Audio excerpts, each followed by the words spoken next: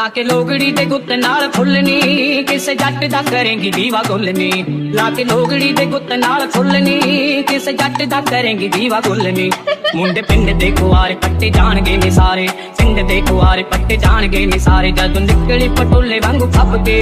ਜਦੋਂ ਨਿਕਲੀ ਪਟੋਲੇ ਵਾਂਗੂ ਫੱਬ ਕੇ ਨੀ ਜੱਟ ਨੂੰ ਜੇ ਆਉਂਦਾ ਮਾਰਦਾ ਜਦੋਂ ਹੱਸੀ ਨੀ ਤੂੰ ਕੱਪੀ ਅੱਖ ਦੱਬ ਕੇ ਨੀ ਜੱਟ ਨੂੰ ਜੇ ਆਉਂਦਾ ਮਾਰਦਾ